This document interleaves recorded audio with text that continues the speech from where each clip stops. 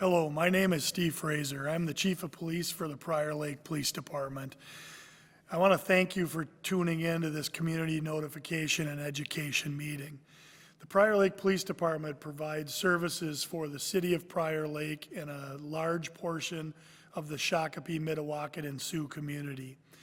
Today you're going to hear from myself at the beginning and end, and a little bit from some experts from the Department of Corrections for the state of Minnesota. The reason for this meeting is that a level 3 predatory offender has recently relocated to the city of Prior Lake. With this relocation to our city, we are required by state law to notify the community of this person's existence in our community, a little bit of their background, and a proximal address to where they're living. What I want to assure everybody is that this system of notification has been in place for a very long time in the state of Minnesota. And although it can be unnerving and at times frightening to hear these people are in our community, they've always been here. They're here prior to the law, they're here now, and they will continue to be part of our community.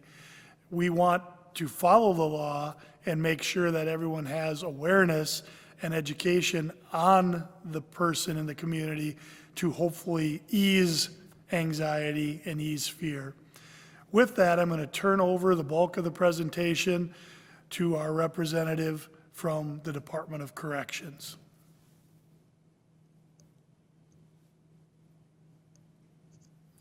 Well, hello and thank you. My name is Brad Vandervet, and I am with the Minnesota Department of Corrections, as Chief had said, with the Risk Assessment and Community Notification Unit. And today I'd like to provide you with a series of information to include the details about the man you're here to learn about today. My presentation is going to come in really 3 distinct parts. First, I'm going to speak to you about the history of both the registry, the Community Notification Act, and the Minnesota risk management system as a whole. Then use that information as an overlay as we get into the details about the man you're here to learn about and on into some resources for you to utilize as you use all of this to augment and add to your existing family safety plans. And so with conversations like this, I find really the best place to start is where we all have a very much a basic understanding. And that is that those individuals that engage in this type of harm, sexual conduct, and hurt the people in our communities and neighborhoods, they exist, much like the chief said. And so what I want to do is kind of create for you an analogy in your mind as we go forward. Think of a funnel. A funneling effect that's going on. Of those offenses that occur in communities like ours, those often go on to not be reported. And of those that do get reported, only a percentage of those incidences will go on to be formally charged out. And of those incidences that get charged out, that funnel narrows further. And only a portion of them will go on to receive sentences. And of those sentenced, only a portion of that group may go on to cross the threshold of prisons. And so as we're getting into the details and information about this particular individual, I want you to have that knowledge of that broader aspect and want you to really apply this information as broadly as possible as well. So one of the very first components to come online in the state's risk management system is the registry. And the registry started in the early 90s and is really the culmination and result of advocacy done by groups like the Jacob Wetterling family and on to the Jacob Wetterling Resource Center. And then as it started to go further, more advocacy groups as well. And really, it started with them after the abduction of Jacob, going around to local law enforcement and asking the question, what more can we do to support law enforcement and its proactive policing initiatives to ensure that we're doing everything we can and giving them all the best tools possible to do their jobs most effectively? And resoundingly, law enforcement said, we need a system that collates all this data. Prior to the registry, this was stored in-house, and agencies would share as scenarios came online or came up, but otherwise it was siloed. And so the registry made this data wholly available to all agencies throughout the state. You'll see that it includes information like the individual registrant's primary address. It also includes their secondary address if they have a vacation home or they frequent a residence, say a significant other's home or something along that lines. It includes their employment, where they work. It includes places they go to school, if they attend school. And it includes all vehicles that they use or own or possess. It also includes places that they rent, like storage lockers. And so that's just a snapshot, but you can see the robustness of the data collected. And now this data, by its very virtue, is deemed private data by the state law. And so it is for law enforcement purposes only. So often the next question that will come up is, well, who then is required to register? Who's subject to this registry? And in Minnesota, the registry has actually grown. Initially, when it was conceived back in the 90s, it was for sex offenders only.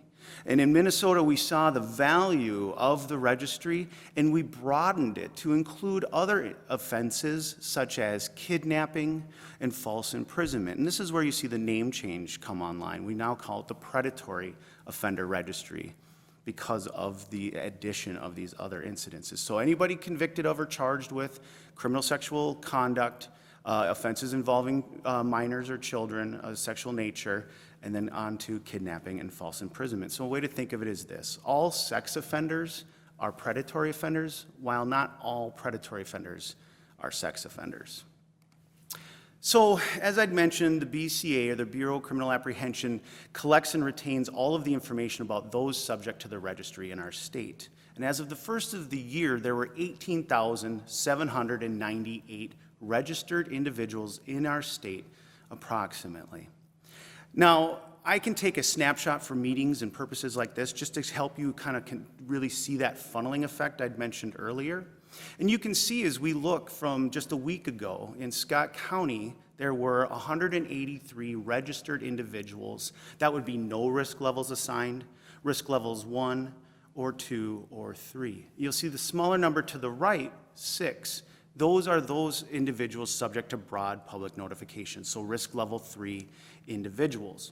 Here in Prior Lake, from my perspective and my ability to view, shows 37 of those registrants residing within the zip code, within the region of the Prior Lake area, one of whom, the man you're here to learn about today, is that risk level 3. And you can go on down to see on the left the number of registered individuals in a given community, and on the right the number of level 3 individuals. And what this slide really does emphasize and show is that these individuals, much like the chief said, they exist in our world, and they do cross city, county, municipal lines day in and day out for all manner of purposes: shopping needs, work, employment, school, visiting friends and family, or just recreational purposes. And so having that broad awareness is so critical. We know where they put their head at the pillow at night, but what we really want to know is where they spend those waking hours. And so the information I'm going to provide you today will hopefully help to build up those safety plans. Another component of that risk management system that Minnesota's put online and utilizes is the notification component, the Community Notification Act. That came online in '97 and is really founded on the knowledge and understanding through our data collection and research that a well-informed community is in fact a safer community.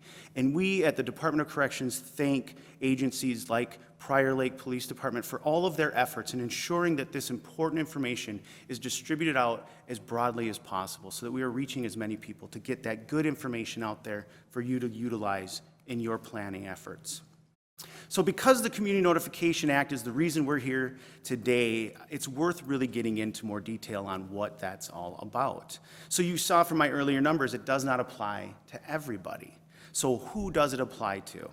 It applies to those registered individuals who have crossed the threshold of prison. And that can be our state prisons, other state prisons, or U.S. territories, military and federal institutions, prisons, and those who have been civilly committed for sexual offending behavior. That's the scope of who gets a risk level assessment. So you'd heard me mention that some are no level assigned. Well, who are they? They may be individuals who are registered because of the crimes they've been convicted of or charged with, but have received stayed or probationary sentences. Their prison time has not been imposed on them. They would not have a risk level assessment done. And those who were convicted as juveniles would not apply. So for those that cross the threshold then, who does what? As that funnel continues to narrow. The Minnesota Department of Corrections is tasked with assessing the risk and assigning that risk level, and that's done through the End of Confinement Review Committee, or ECRC.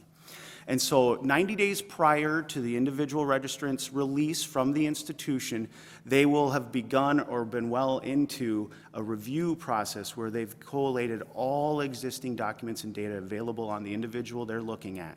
And they've applied a risk assessment tool that we've built here in the state of Minnesota known as the MinSOST, the Minnesota Sex Offender Screening Tool. And this tool is really born out of a large research study that's been conducted in our state that began in the 90s, way in the early 90s, and ran all the way through the early aughts.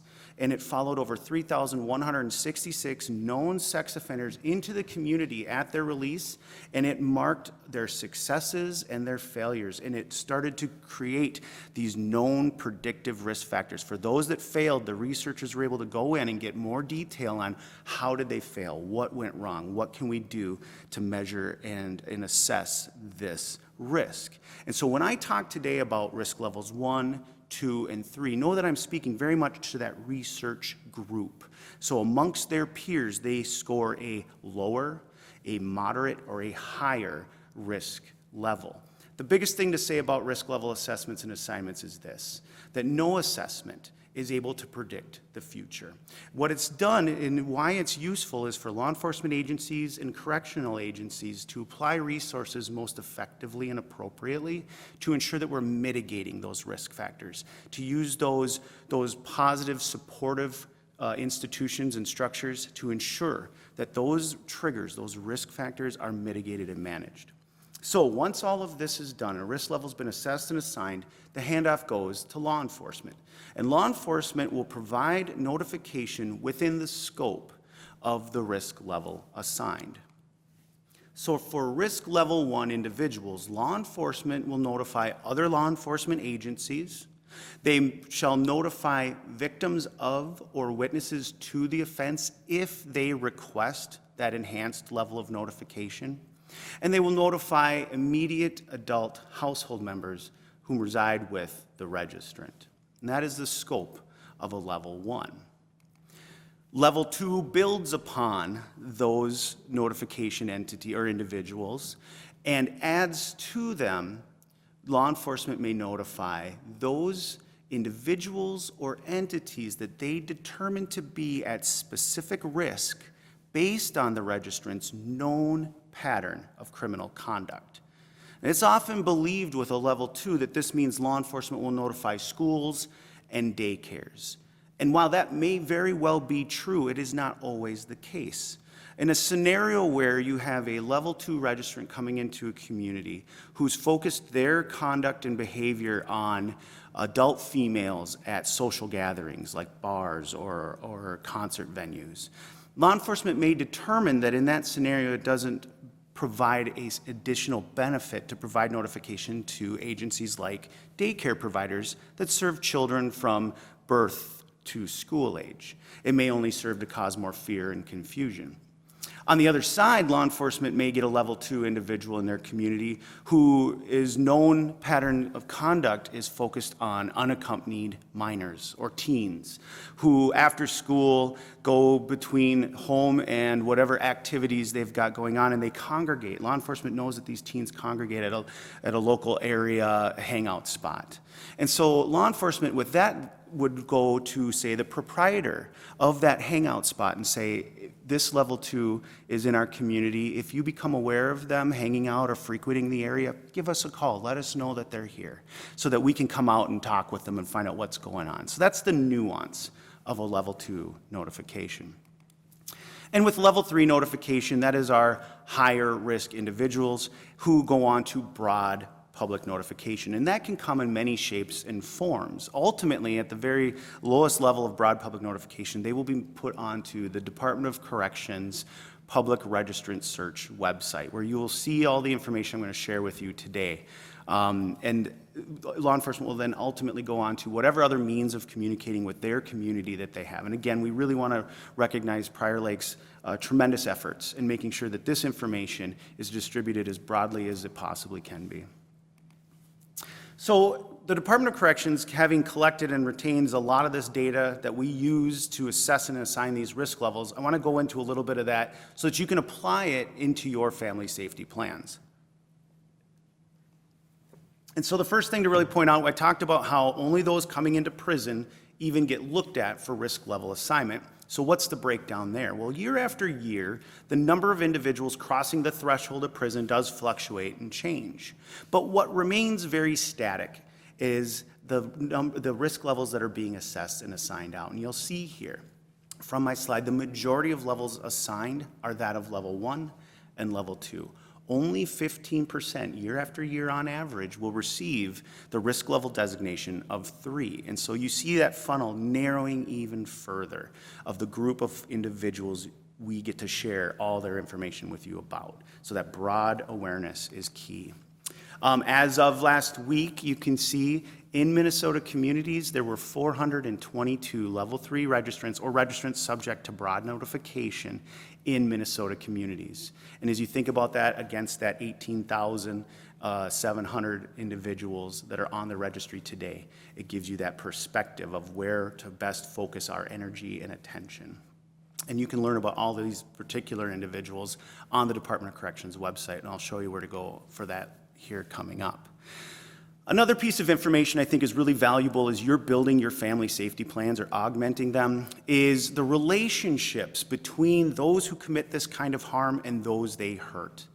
And you'll see from this information and data, it actually is from the U.S. Department of Justice, but we like to put it in there because it mirrors our state's research data as well. And so we're seeing a lot of cross-research comparisons that are really adding up. And really what you can take away from this is the majority, over 90% of those who commit this type of harm are known to the people they hurt. They've established or built a relationship or a knowing, and they've exploited that. You'll see 7% fall into that stranger category. And this is really worth talking about in a little more detail because it's the one category that we as community members and family members cannot directly impact or influence. And so what's really going on here? We'll know that with studies like this, the researchers had to create a cutoff, and their cutoff was designated to be 24 hours. If the data that they were using in researching did not reflect or show that a relationship existed for 24 hours or more, the individual went into the stranger category.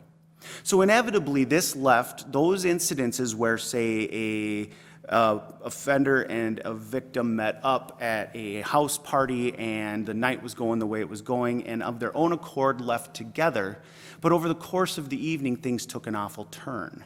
This individual would fall into that stranger category. What we tend to think about, though, more as families and communities when we think of strangers is we think about that individual lurking off in the shadows, just out of sight, who's hunting. And of that 7%, that particular group falls into a much lower category of approximately 3%. Now, I know that that is cold comfort without a doubt. But what I really want to utilize this for is to show you where to continue to apply your best resources. If we focus only on that 3%, we may miss something much more likely and much more obvious to us. And so we want to make sure we're giving you all the tools best to be utilized in your building of that safety plan. Another, I think, really helpful piece of research data that can add to those plans is knowing the age breakdowns of those impacted and harmed. And you'll see here from this slide that it's broken up into thirds, but you'll start to look at the age ranges over on the right, and you'll make the same determination that I did. And you'll see the narrowest age range, that 13 to 17 age group, constitutes 33% of those harmed. And that's a staggering number. That's 9% of the population. And so it's worth unpacking what's going on here. Well, we know 0 to 12, the parents, the caregivers, the loved ones, the trusted adults are very much in direct connection and control over what's going on in that child's life. And so we want to make sure that those individuals have the tools they need to vet those coming into those kids' lives. But when we get up to that 13 to 17 age range, we get the thing that we as a community work so hard to achieve, and that is a safe environment for our kids to grow and thrive in, and they deserve every bit of that. But as they hit those critical teen years, they start to exercise their autonomy, the very thing we want them to do. But it does lead to that risk, because now they are forming relationships outside of that watchful gaze of their trusted support network, their trusted adults, parents, and loved ones. And so we really want to get away from that model of the talk, where our kid hits that critical teenage year and we decide as parents that we're going to pull back the veil, that they'd been led to believe that the world was safe and had been made to be safe because of all the efforts done by parents and family. But now as they start to venture out in the world, they have to understand that there's risk involved, that they don't exist in a hermetically sealed bubble. And so one of the things I really want to say is that as you contemplate having these conversations with your kid, is to consider having them at an earlier age and build upon them in an age-appropriate way all the way up and through the teenage years, as opposed to a magical date where you just dump all this hard information on them. Because one thing we want to avoid is frightening our children, because scared kids do not equal safer kids. And so we want to give them good resources and tools. We want them to feel empowered and enabled. We want them to know that good, trusted adults are all around and there to help them. And that nice people don't always equal safe people. And to help them understand how to have interactions with people who may be strangers to them. Most children understand the concept of a red light situation, somebody who's pushing their safety boundaries, but where things get more confusing for them is where it's somebody who they know or trust, who may be asking them to do things that they're not comfortable with. How do I say no to someone I like? And so I'll give you some resources as you're thinking about the ways you want to talk with your children about this important information. Now I'd like to switch gears and talk about the man you're here to learn about today. I want you to use all this data I've thrown at you so far as kind of an overlay. See where things line up, see where they may diverge. This is Anthony Bishop. Photos, I want to talk about just really briefly, are updated on an annual basis, or they may be updated if the individual were to significantly modify or change their appearance. So if you notice Mr. Bishop in the community and you see that he's grown a large beard or dyed his hair a different color or shaved his head, and you feel that he's changed his appearance in a significant way, I want you to notify law enforcement. Just let them know, hey, heads up. He's changed the way he looks. And they will obtain updated photographs, get those over to the Bureau of Criminal Apprehension to put onto the POR website, and then I will obtain them from there and put them on the web so that you always have an accurate photographic depiction of this man. This is Mr. Bishop's vitals. He's currently 49 years old, and he's going to be residing in the vicinity of 5 Hawks Avenue Southeast and Briarwood Street South. And so one of the questions that will often come up in meetings like this is, Brad, can we know where he actually lives? It would give us a great deal of comfort if we knew his home. And remembering back to that information collected and maintained by the BCA and the POR is private information by law. But the vicinity of, or these proximal addresses, does a great deal, because those individuals that live in and around that community will very much become aware of Mr. Bishop. They will see him coming and going, and they will share that information among themselves, and that's just fine. But what we don't want is for some third party who has no stake in the community, who's got some vigilante revenge scenario that does nothing to mitigate risk or reduce risk, coming in and exacting some sort of weird scenario that only serves to harm and disrupt what you've worked so hard to achieve here in Prior Lake. This is Mr. Bishop's offense history. This is on the fact sheet that you've been provided, and so I really just want to go right into the details of what happened during this offense.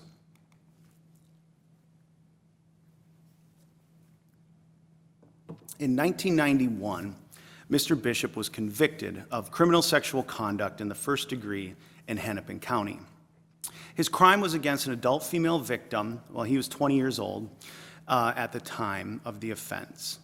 She did not know who Mr. Bishop was. He had attended a gathering at her home sometime prior to that, where a large group of people had come over. And he, while at her home at this gathering, had begun to really fixate his attention on the victim. And so after this party, a period of time after this party had happened, he came back to the home and was able to gain access to her room without her consent. And he utilized a knife and threats of violence and force to maintain or achieve control. And for this crime, he was caught and convicted and given a 122-month sentence. I want to use this to really speak to another question that often will come up in meetings. And that is, Brad, why do people that engage in this kind of harm that just shocks the conscience, why do they get to come out at all? Why are we allowing them back into the community? And what I'll tell you is that determinate sentencing, that 122-month period, is very much the answer to that question.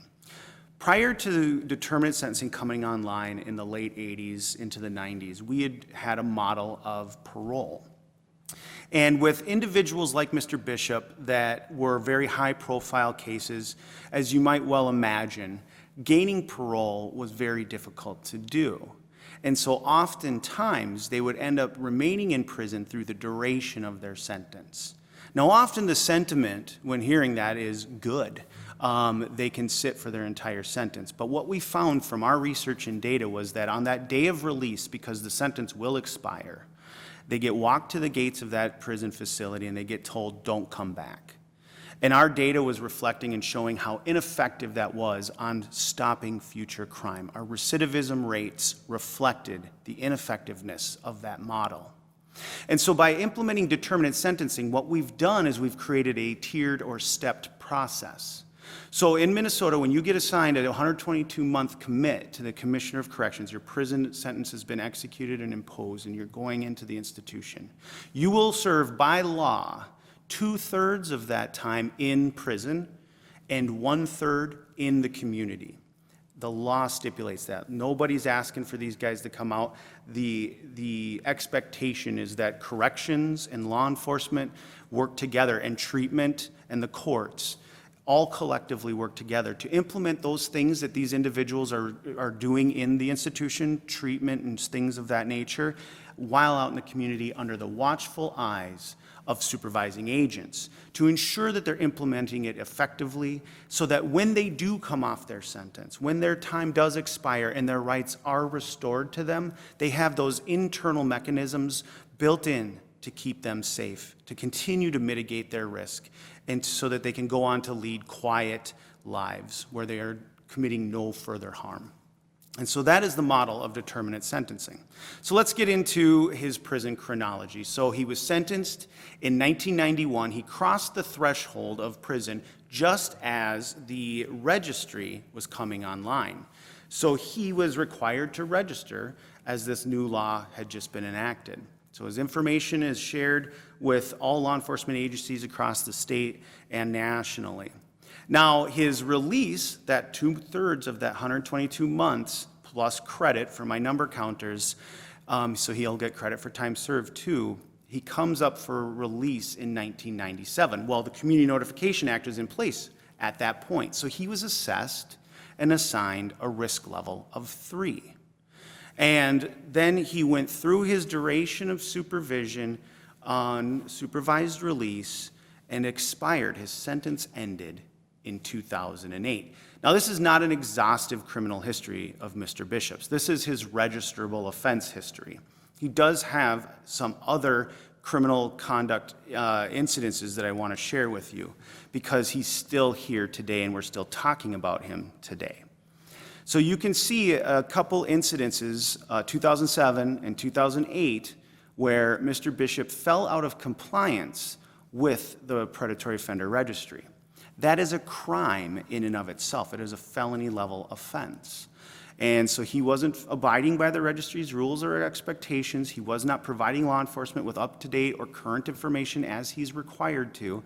And for that, he received additional sentences. The 2007 one, he went to prison for a 14-month commit, 2/3 in, 1/3 out.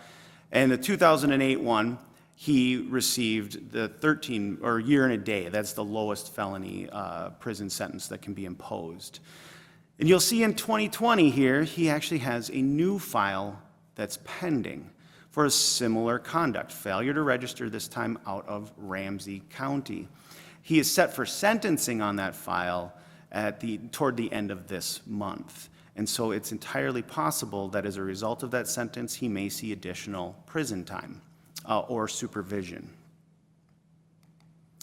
So as it stands at this moment, Mr. Bishop is not on any correctional supervision, remembering that those sentences have all expired. He's not on probation or supervised release. He is subject to the registry until 2034 as it currently sits. He may very well, upon sentencing from the Ramsey County file, come back onto supervision or return to prison. Just know that it's for that existing file. Briefly, I want to just say with that expiration date on the registry, on average, most registry requirements expire 10 years or at the end of supervision, whichever is longer. And if the individual comes back to prison for any reason, their time on the registry gets extended. And this is why Mr. Bishop remains on the registry today. Should he continue to abide by the registry, should he come online and really do what's expected of him with the administrative components of the registry, he will eventually expire from that program. And once he does, he will come off of all notification. So for as long as he remains at 3 and on the registry, you'll get to know about Mr. Bishop. But once that date, that expiration date from the registry occurs, if he makes it to that point successfully, he will come off all notification rosters. So as you're thinking about your family safety plans and you're thinking about how can I get additional resources, the first and best resource I want you to think of is your local law enforcement agency. The Prior Lake Police Department is here to support you in your efforts. Give them a call. If you see this man or anybody engaging in conduct within your neighborhood or your community that's concerning to you, that rises the hair on the back of your neck, or otherwise leads you to believe that someone may be an imminent threat of harm, call 911. Remembering that there are a lot of additional registrants in and around the community, coming through the community that you and I may not know directly of, but law enforcement very much does. And so by calling in and reporting the things you're seeing, you can assist in a critical way that process of intervening early on should intervention be needed. Another resource I really want to take a moment and speak to you about is local victim service providers. Conversations like this inevitably, given what the statistics show, will impact someone viewing this. The reality is that somebody viewing this has either directly been impacted by or knows or has supported somebody that has been impacted by incidences and harm like this. And I want you to know that there's resources out there for you. You may have thought that it was all dealt with and behind you, but this has a way of triggering old stuff. And I want you to know, do not sit one sleepless night, one day of just fear or concern without reaching out. Reach out to somebody. There's other resources too. This is just the tip of the iceberg, but I just want to make sure you have this information readily available. Lastly, I just kind of want to sum up all the information I've thrown at you today, and thank you for bearing with me. But if you take nothing else away from the data and information I've shared with you, please let it be this, that from what we know, from all the research we've conducted, and we know a lot, that 90% of those who've been caught for engaging in sexual harm and have been subject to the full breadth of that risk management system in the state do not go on to reoffend in a same or similar fashion. 90% of those actively engaging in this type of harm are known to the people they hurt, and they use that relationship to exploit and confuse their victims. This ultimately means that even if we could eliminate all 422 of those higher level 3 registrants from our community today, we would not impact offending conduct or behavior in any significant way. 90% continue year after year to be people who are not known to the system. They have not yet been caught. And so as you're thinking about how you're going to apply your safety plans, just keep that awareness broad. Folks, it really does come down to that relationship component. That social proximity that individuals get to have with the people we care most about is so much more telling than any geographical proximity. Where their head hits the pillow at night is where they are at the lowest risk. It's where they spend their waking hours that we want to be most aware. And we know that their waking hours can be spent virtually anywhere, in and around all communities. So having that broad awareness is so critical. This is just, again, the tip of the iceberg of some additional information and resources. Don't let this be the only information you receive on this important topic. Please go out, check these out, and find new and additional resources too, and share them amongst your community groups, your families, and neighbors. And lastly, as far as resources go from the Minnesota state government side, I want to direct you to two, I think, pretty important ones. We talked about the parents and caregivers to children in that 0 to 12 age range and giving them tools to vet the people coming into those children's lives. The Bureau of Criminal Apprehension, while it maintains the POR, which is for law enforcement purposes, does also maintain the criminal history search function, and that's available to all of us. You can go onto their website and you can search criminal histories. All you need is a first name, last name, and date of birth, and you can see what, if any, criminal convictions this individual has. And I would argue if you're considering or contemplating allowing someone to have access to a people or person that you care for, and they won't provide you with the first, last, and date of birth, then they probably should not be placed on your short list of consideration. Lastly, the Minnesota Department of Corrections maintains a couple different things I want you to be aware of. I've talked a lot about data and research today.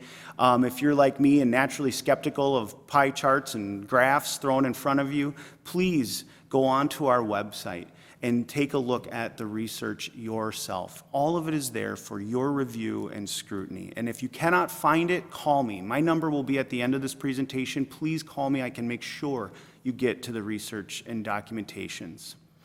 The Minnesota Department of Corrections also maintains an offender locator that is for any individual under the DOC jurisdiction who's been sentenced for any crime. If you've read about a crime in the paper or you happen to know of an incident or an individual and you want to know what's going on with them, this would be your search tool to find out more. And then lastly, the public registrant search. This is for that 422 individuals I mentioned that are in the community today. And know that that number does fluctuate, as does the number from the slide about those in the community. They fluctuate and change with some regularity because these individuals move. But know that you can go onto that website now and you can say, show them all to me. And you can see all 400 some that are there. So with that, typically what we like to do is open it up to a Q&A. And so I'll kick it back to the chief and we'll go from there. Thank you, Brad. I just want to reach out to everybody who sees this video and let you know that the Prior Lake Police Department is committed to working with Brad and the resources at the DOC to put meaningful efforts towards monitoring Mr. Bishop's activities. We will, on the regular, stop in and check on him. We will make sure that he is following the rules set forth by the law. And it's not lost that right now we're all in a strange time. Normally we would be doing this meeting in person.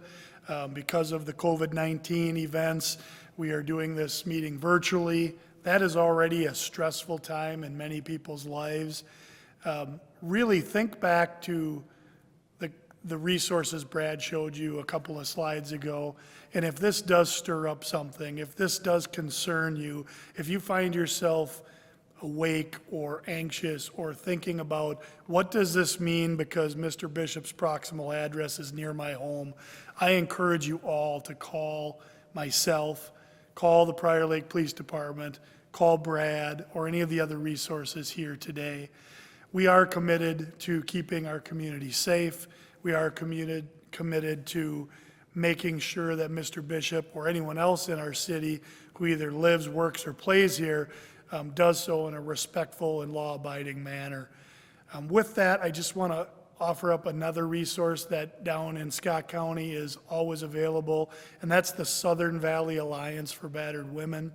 A lot of times, these type of memories or situations spark that situation that happened in your own personal life. Southern Valley is a great resource for us, as are all the other ones. We are going to post, along with this video, a email address at the Prior Lake Police Department and a phone number where you can send in your questions. If you watch this video and think it's important for someone that you care about to see, please share the link, share it with them, and ask them to take the few minutes it takes to watch the presentation from start to finish.